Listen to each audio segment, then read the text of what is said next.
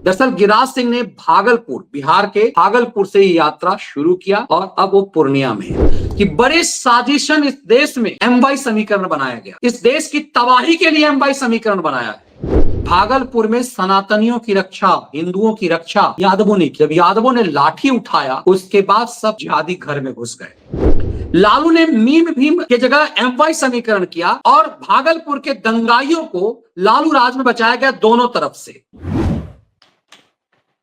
नमस्कार, कैसे हैं आप? मोदी के मंत्री गिरिराज सिंह बिहार के सीमांचल इलाके में हिंदू स्वाभिमान यात्रा पर हैं। सीमांचल ही क्यों और शुरुआत भागलपुर से ही क्यों? क्यों गिरिराज सिंह के इस यात्रा से पूरे बिहार में कुलबुलाहट मच गई है। लालू पुत्र तेजस्वी यादव को मानो मिर्गी छा गया है। नीतीश के सेकुलर खिलंदर आपा को बैठे। गिरिराज सिंह मोदी सरकार में मंत्री हैं, तो सवाल उठ रहा है कि गिरिराज सिंह की निजी यात्रा क्यों बताई जा रही है? क्या इसका बैकअप प्रधानमंत्री कार्यालय है? इसका बैकअप बीजेपी है? बीजेपी में कुछ नेता, बिहार के नेता बेचैन हैं कि गिरिराज सिंह ने क्यों शुरू किया। उन्हें लग रहा है कि यात्रा तो उन्हें शुरू कर देना चाहिए था, गिरिराज ने क्यों किया? तो सवाल यह है कि ये गिरिराज से ही क्यों शुरू करवाया गया, या फिर ये गिरिराज ने क्यों शुरू किया? क्यों भागलपुर से ही शुरू हुआ और क्यों ये यात्रा पूरे बिहार में नहीं सीमांचल में है? इसे कड़ी दर कड़ी समझना होगा। तब पहली बात ये कि क्या ये इलीगल है? क्या ऐसी यात्रा नहीं निकाली जानी चाहिए? दरअसल हमारे संविधान में धर्म प्रचार करने का खुला अधिकार है, लेकिन किसी को भी धर्मांतरण कराने का अधिकार नहीं। कमाल की बात यह है, इस देश में सेकुलरिज्म जैसा चीज कुछ था नहीं। कांग्रेस ने इस देश का विभाजन हिंदू मुसलमान के नाम पर करने के बाद भी इस देश को सेकुलरिज्म का न सिर्फ नशा पिलाया, बल्कि सोनिया की मनमोहनी सरकार ने उस दौर में कहा इस देश के प्राकृतिक संसाधनों पर पहला हक मुसलमानों का है। आजादी के बाद से ही जिस समाज ने इस देश का खंडन करवाया, खंडित करवाया, वो समाज मानो दामाद बन गया और इस देश में धर्मांतरण का सिलसिला शुरू हो गया। हम गिरिराज सिंह पर आएंगे, उससे पहले पाकिस्तान में घूम रहे जाकिर नायक पर सुन लीजिए। दरअसल जाकिर नायक अभी पाकिस्तान में है और वहां के एक सबसे चर्चित मौलाना ने ये कहा है, मोहम्मद तारिक मसूद, कि जाकिर नायक को लेकर दिया बयान।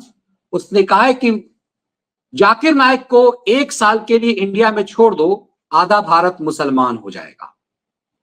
और दरअसल जाकिर नायक ये काम लगातार कर रहा था। तारिक मसूद आजकल खुद पाकिस्तान से भागा हुआ है। ये कट्टर इस्लामिक है, लेकिन इसने कुछ मोहम्मद पे कुछ बोल दिया था। जाकिर नायक कांग्रेस की गोद में भारत में पाला जाता रहा। आपको याद होगा कि जाकिर नायक को लेकर के दिग्विजय सिंह ने कहा था, जाकिर नायक का महिमा मंडन किया था कि उसकी तकरीर में शामिल हुआ और जाकिर नायक का जमकर महिमा मंडन किया था दिग्विजय सिंह। कांग्रेस की कोख में जाकिर नायक पलता रहा और जो ही कांग्रेस की मनमोहनी सरकार देश से हटी, जाकिर नायक देश छोड़ करके भाग गया।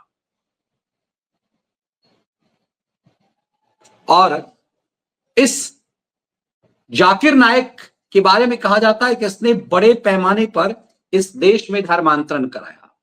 अब कमाल की बात आप ये देखिए कि जिस देश में इस कदर धर्मांतरण किया जा गया हो और सत्ताधारी पार्टी धर्मांतरण करने वालों का संरक्षण करता हो, उस देश में जाकिर नायक मान्य रहा, जिसने बड़े पैमाने पर इस देश में हिंदुओं को मुसलमान बनाया और खुद कह रहा है तारिक मसूद, वहां का सबसे बड़ा इस्लामिक स्कॉलर में से एक है, वो कह रहा है कि यदि हिंदुस्तान में इसको छोड़ दिया गया तो आधा हिंदुस्तान मुसलमान हो जाएगा। बड़े पैमाने पर इसने कन्वर्ट किए, विदेशी पैसा से कांग्रेस को भी कहा जा रहा है कि जाकिर नायक ने डोनेशन बड़े पैमाने पर कांग्रेस को दिए, क्योंकि उसको जो बाहर से इस्लाम के प्रचार प्रसार के लिए भारत में उसको पैसे आते थे, उसमें से बड़ा पैसा कांग्रेस के हिस्से आता था। अब सोचिए, जाकिर नायक का प्रचार करना, जाकिर नायक को खुलेआम देश भर में धर्मांतरण करने का अधिकार देना जायज था, लेकिन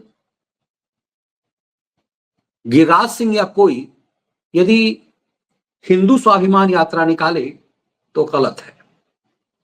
अब महत्वपूर्ण बात है कि गिरिराज सिंह ये क्या कर रहे हैं। दरअसल पहले थोड़ा सा हम सुन लेते हैं गिरिराज सिंह कहना क्या चाह रहे हैं। दरअसल गिरिराज सिंह ने भागलपुर, बिहार के भागलपुर से ये यात्रा शुरू किया और अब वो पूर्णिया में है। पूर्णिया पप्पू यादव का संसदीय क्षेत्र है, इसीलिए बवाल और कट रहा है। हिंदुओं को आमंत्रण है, जदयू के भी हिंदुओं को आमंत्रण है, भारतीय जनता पार्टी के भी आमंत्रण है, कम्युनिस्ट के भी हिंदुओं को आमंत्रण है, जदयू के भी हिंदुओं को आमंत्रण है, भारतीय जनता पार्टी के भी हिंदुओं को आमंत्रण है। शुरुआत की कुछ खास या कुछ विशेष यात्रा कहीं से शुरू करते, लेकिन भागलपुर को क्यों चुना? अरे कहीं से शुरू करते, वो प्रथम ही होता। भागलपुर अपने जख्म को भूला नहीं है और फिर दूसरा जख्म ना पड़े इसलिए भी भागलपुर चुना हूं। बहुत बहुत धन्यवाद। अब गिरिराज बाबू ने बताया कि भागलपुर क्यों चुना इन्होंने, तो आपको याद होगा कि बिहार में भागलपुर दंगा कुख्यात है। 1987 में बिहार में भागलपुर में दंगा हुआ था, 87-88, और इस हिंदू विरोधी दंगे में जो भागलपुर का जो TNB कॉलेज है, तिलका माझी कॉलेज, वहां पर भागलपुर में एक ततारपुर एक जगह है, मुस्लिम बहुल, और कत्लेआम हिंदुओं का वहां हुआ, बड़े पैमाने पर कत्लेआम हुआ। और भागलपुर का वो जख्म कहा जाता है कि खंडित बिहार में, जो बिहार का वर्तमान, वैसे ओवरऑल बिहार में जमशेदपुर का दंगा, लेकिन भागलपुर का दंगा जो है वो याद किया जाता है। वन साइडेड भागलपुर में उस समय जो ये कीर्ति आजाद है ना, आजकल जो कांग्रेस में शामिल, उसका बाप भगवत झा आजाद बिहार का मुख्यमंत्री हुआ कहा जाता था। और भगवत झा आजाद ये क्षेत्र उसी का था। भगवत झा आजाद को मौलाना भगवत झा आजाद कहा जाने लगा, जैसे मुल्ला मुलायम यूपी में हो गया। तो ये भगवत झा आजाद के दौर में इतने बड़े पैमाने पर हिंदुओं का कत्लेआम हुआ, खुलेआम छूट दी गई। लेकिन बाद में गुजरात में जो गोधरा दंगा हुआ था, उसी ढंग का रीबैक किया, और बिहार में भागलपुर के यादवों ने मोर्चा संभाला। इसीलिए मैं कई बार जब कहता हूं कि बड़े साजिशन इस देश में MY समीकरण बनाया गया, इस देश की तबाही के लिए MY समीकरण बनाया है। भागलपुर में सनातनियों की रक्षा, हिंदुओं की रक्षा यादवों ने की। जब यादवों ने लाठी उठाया, उसके बाद सब जिहादी घर में घुस गए। आज भागलपुर दंगे में जितने भी एक्यूज्ड हैं, बाद में वो सब पकड़े गए। लालू यादव के दौर में उन सबको बचाया गया। अब सोचिए जरा सा, लालू ने मीम भीम के जगह MY समीकरण किया और भागलपुर के दंगाइयों को लालू राज में बचाया गया, दोनों तरफ से। चाहे वो इधर से इस्लामिक जिहादी जो थे उनको, और दूसरी तरफ से जो सनातनियों में ज्यादातर जो थे हिंदुओं की रक्षा करने के लिए जो आगे आए, वो यादव थे। इस देश में बड़ी साजिश रची गई। सनातनियों के सबसे बड़े ताकतवर जाति जो है यादव और पासवान रहे। बिहार में और उत्तर प्रदेश में जाटव। लेकिन एक बड़ी साजिश के तहत यादव और जाटव को सनातन से अलग करने की साजिश की गई उत्तर प्रदेश में, और बिहार में पासवान को, रामविलास पासवान ने वही राजनीति की। आज उनके बेटे उससे अलग राजनीति कर रहे हैं। रामविलास पासवान और लालू प्रसाद यादव ने सनातनियों में जो बिहार में सबसे पावरफुल, ताकतवर जो जाति थी, संख्या बल में जो ज्यादा था, वो यादव और पासवान थे। इन दोनों को सनातन से अलग कर दिया गया। एक बड़ी साजिश बिहार में रची गई। यदि हम यूपी की बात अभी छोड़ दें, सिर्फ बिहार की यदि करें तो बड़े साजिशन, जिस जाति ने सनातन की रक्षा की विधर्मियों से जो सबसे आगे बढ़ के सनातन की रक्षा की, उन्हें सनातन से काटने की साजिश की गई। तो क्या इसके लिए भी उस दौर में फंडिंग किया गया? ये MY समीकरण उसी साजिश का एक नमूना था। और खुल करके पिछले 3 दशक में, 2.5-3 दशक में यह हुआ कि एक खास जाति को लालू यादव ने एक नशा पिला करके उसे सनातन द्रोही बना दिया। पूरा एजेंडा अपने परिवार का चलाया। यदि बिहार में, आप यूपी में तो कह भी सकते हैं कि यादवों का कुछ भला मुलायम सिंह यादव के दौर में हुआ। बिहार में कोई सिर्फ लाठी थमाने के अलावा कोई भला नहीं हुआ। लालू ने सिर्फ अपने गुंडे का भला किया और अपने 9 बच्चों का भला किया, यादववाद के इस नशे में, जातिवाद के नशे में। लेकिन बात यहीं तक नहीं है। अब जरा आगे समझिए इस चीज को कि भागलपुर से ही क्यों। तो गिरिराज बाबू ने बताया कि भागलपुर से ही क्यों। भागलपुर दंगा का जख्म जो है वो अभी तक हरा है। और उससे आगे बढ़िए तो पूर्णिया, कटिहार, अररिया, किशनगंज। ये किशनगंज और अररिया में यदि आप जाएंगे, क्योंकि उस बेल्ट में जाना आना रहा है, किशनगंज को आप भारत समझ ही नहीं पाएंगे। 80 to 90% वहां पर विदर्भी हो चुके हुए हैं।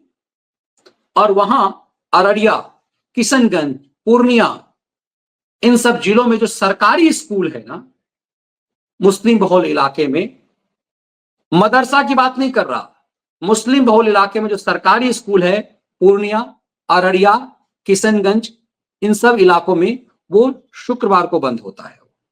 मैं चौंक गया। पीछे मैंने कहानी सुनाया होगा आपको।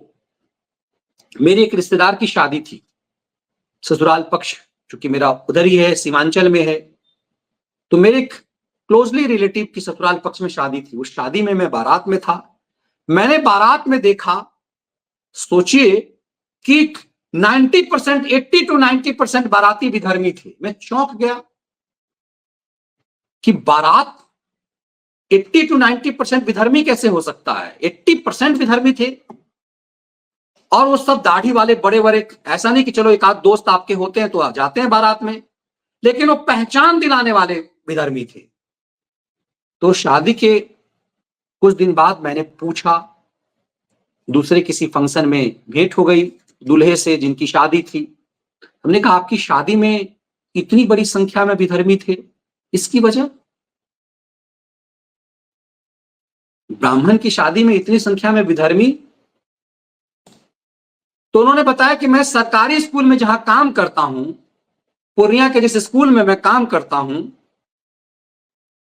वो स्कूल मुस्लिम बहुल इलाके में है और मेरे अलावा एक और शिक्षक हिंदू है, बाकी सब मुस्लिम है। और वो उर्दू कॉलेज नहीं है, स्कूल नहीं है, वो बिहार सरकार का मान्यता प्राप्त स्कूल है। और एक नहीं, उन्होंने जब मुझे बताया तो मैं चौंक गया कि उस क्षेत्र में तमाम स्कूल शुक्रवार को बंद रहते हैं और रविवार को चालू होते हैं। सोचिए, ये कई बार खबर बन जाती है कि फलाना स्कूल में झारखंड में ये हुआ।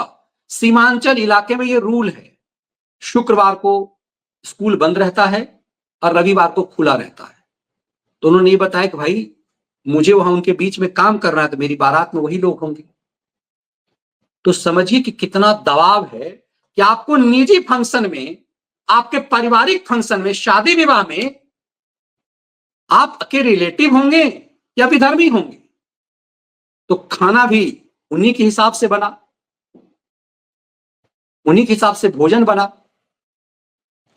तो कितना बड़ा दबाव है, कितना बड़ा प्रभाव है। समझिए कि मैं सुनी सुनाई कहानी नहीं बता रहा, कितना बड़ा प्रभाव, कितना बड़ा दबाव है सनातनियों पे।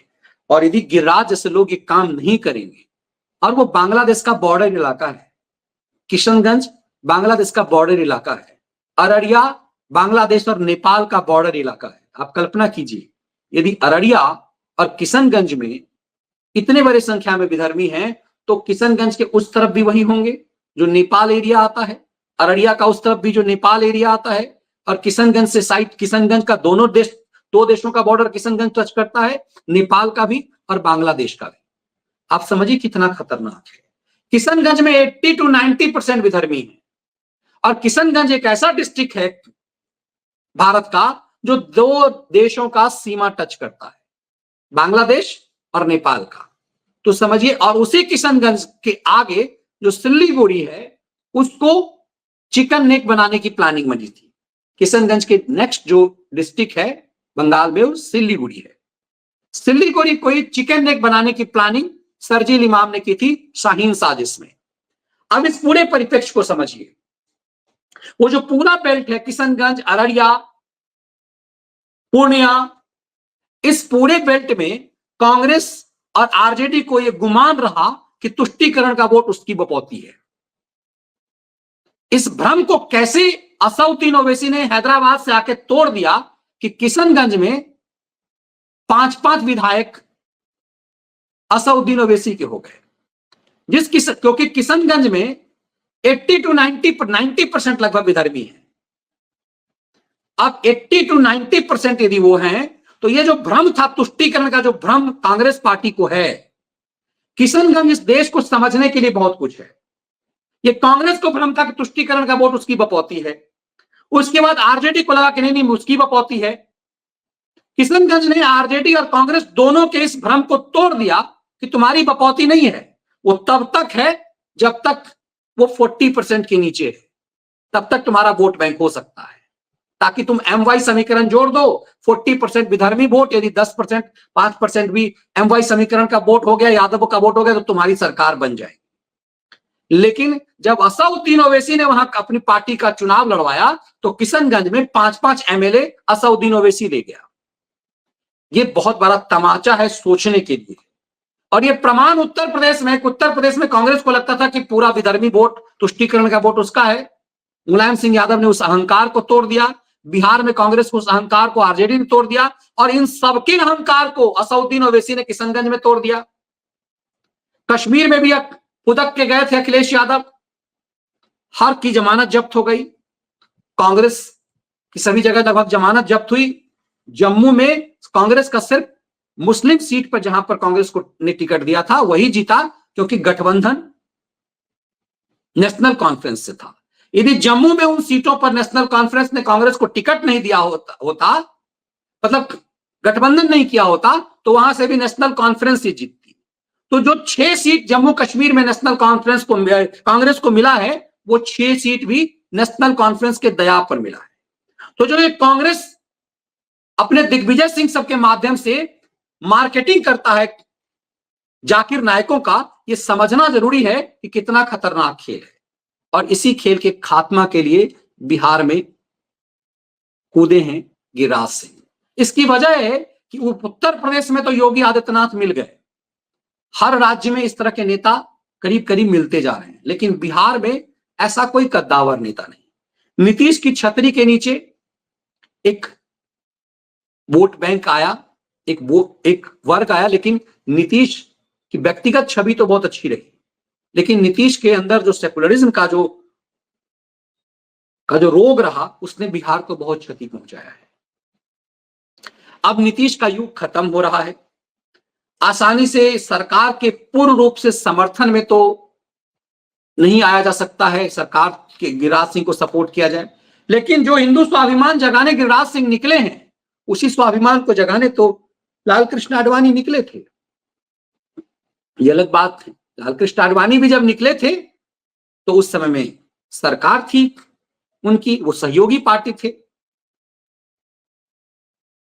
और लालू यादव ने उस रथ यात्रा को लालू ने ही रोका था।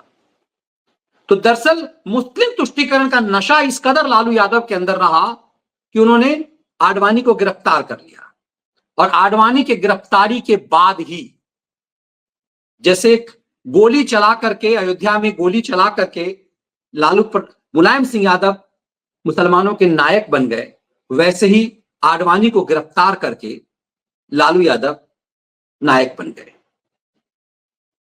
अब जिस मजहब के आधार पर इस देश का विभाजन हुआ, उसके तुष्टीकरण के लिए कांग्रेस जिस नशे में आई, उस कांग्रेस को औकात बताया गया बिहार और यूपी में, दक्षिण भारत में, जहां क्षेत्रीय पार्टियां थी कि हम तुम्हारे वोट बैंक नहीं हैं, हम लालू और मुलायम के हैं। लेकिन किशनगंज में जब वो वोट परसेंट 50 से ऊपर चला गया, तो उसने औकात लालू को भी बताया और कांग्रेस को भी बताया कि तुम्हारी औकात क्या है, क्योंकि वहां से चुनावी जीत असउद्दीन पार्टी ओवैसी की हो गई। सोचिए कि बिहार में आकर असउद्दीन ओवैसी 5-5 एमएलए अपनी जितवा लिया, वो सब किशनगंज अररिया बेल्ट का था, जहां पर पाकिस्तान की तरह समुदाय हो चुका हुआ है। ये चेतावनी है, और इसी चेतावनी को खत्म करने के लिए गिरिराज बाहर आए और उन्होंने खुलेआम ये कहना शुरू कर दिया है कि हम हिंदू स्वाभिमान जगाने आए हैं और किसी को भी अपना धर्म को प्रचार करने का ये पूरा अधिकार है। जो बात गिरिराज जी की घटना हुई, एक शब्द नहीं अखिलेश यादव के जुबान से खुला, केवल मुस्लिम वोट के लिए।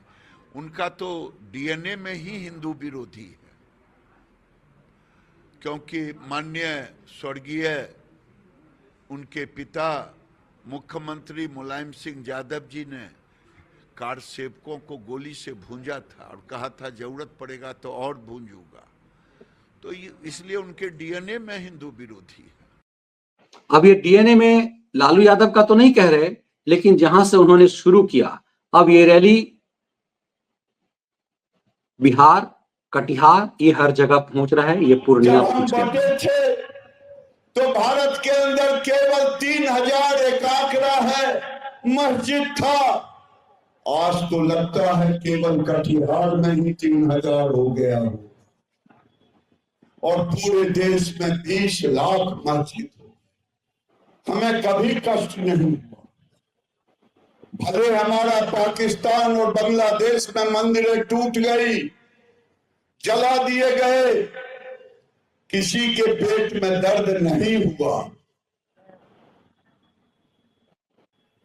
जब फिलिस्तीनी और लेबनान में होता है, तब तो प्रियंका गांधी, राहुल गांधी ट्वीट करते हैं, लेकिन बांग्लादेश में मर रहे हिंदुओं पर राहुल गांधी, प्रियंका गांधी की जुबान नहीं खुलती, न ट्वीट होता।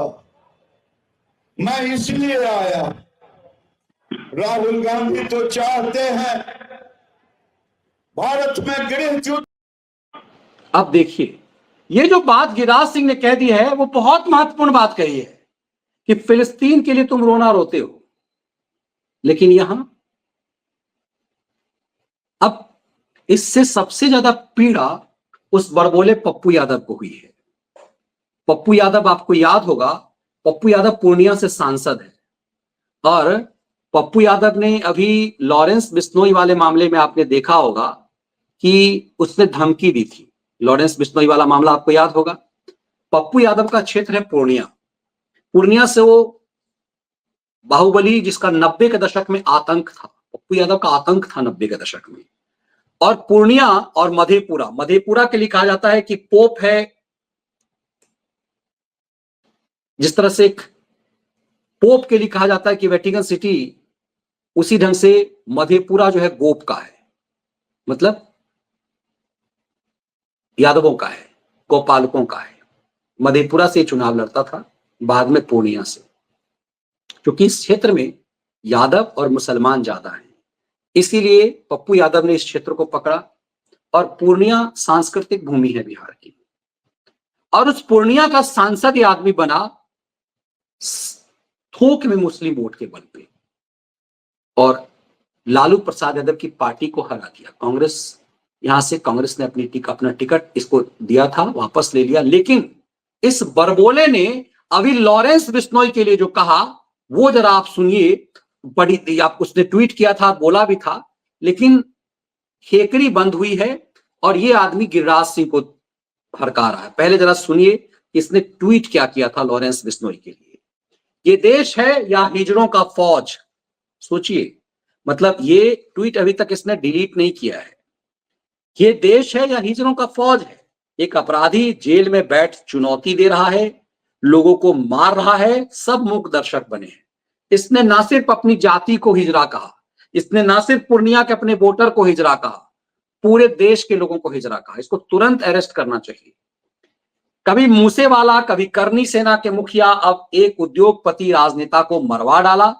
कानून अनुमति दे तो 24 घंटे के अंदर लॉरेंस बिश्नोई जैसे 2% के अपराधी को का नेटवर्क खत्म कर दूंगा। इसे लगता है कि अभी भी 90 का दशक है और लालू यादव का गुंडा वाला राज है, जहां संरक्षण था। लालू राज में हम सब ने पप्पू यादव के आतंक को देखा हुआ है।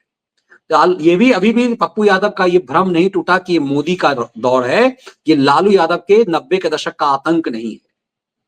ये इसने कहा कि कानून अनुमति दे तो 24 घंटे के अंदर लॉरेंस बिश्नोई जैसे 2% के अपराधी को पूरे नेटवर्क जब 2% का लग रहा था लॉरेंस बिश्नोई इसको, तो देखिए जरा लॉरेंस बिश्नोई पर जब सवाल हुआ। ये सब बात मैंने पहले मना कर दिया था, बात नहीं पूछेंगे। आप ज्यादा तेज मत बनिए। मैंने आपको पहले आते कह दिया था इस सब सवाल नहीं होगा। मतलब गिरिराज सिंह अब कोशिश, मैंने सीधा कह दिया था, आप तेज मत बनिए। पप्पू जी, गिरिराज सिंह कोशिश सीमांचल में आपका नहीं करेगा। पप्पू यादव जी, आपने लॉरेंस बिश्नोई को नहीं, ये सब बात मैंने पहले मना कर दिया था, बात नहीं पूछेंगे। आप ज्यादा तेज मत बनिए। मैंने आपको पहले आते कह दिया था इस सब सवाल नहीं होगा। मतलब गिरिराज सिंह अब कोशिश, मैंने सीधा कह दिया था, आप तेज मत बनिए। इस पूरी सिट्टी पिट्टी इसकी गुम हो गई, पूरी सिट्टी पिट्टी गुम हो गई। जो ये कह रहा था कि लॉरेंस बिश्नोई को हम 2% का आदमी हम तुरंत मसल देंगे, अब इसी आदमी ने गिरिराज सिंह को भी धमकी दी है कि पूर्णिया उसकी बपौती है। और उसी पूर्णिया में गिरिराज सिंह मैदान में आ गए हैं पप्पू यादव जैसे बाहुबली गुंडों को औकात बताने के लिए। वो भागलपुर के बाद सीधे पूर्णिया पहुंचे। नेता ने कहा है कि जेल भी जाना पड़ सकता है। हमने कहा एक तो लाश अपना गिरा रहे थे,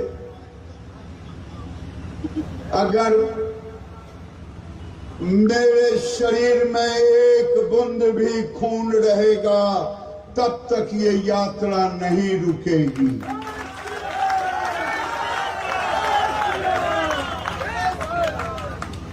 और पूर्णिया के हिंदुओं से मैं कहना चाहता हूं, अनिल चौधरी जी जब याद दिला रहे थे 712 से लेकर के आपको गजनी का याद दिला रहे थे कि सोमनाथ में मंदिरें टूट रही थी, आप देख रहे थे। आज हमारी बेटियां लुट रही है, हम और आप चुपचाप खड़े देख रहे हैं। क्या इसी दिन के लिए हम पैदा लिए हैं? आज पूर्णिया जिले में मैंने आज अधिकारियों से कहा है फोन करके 22।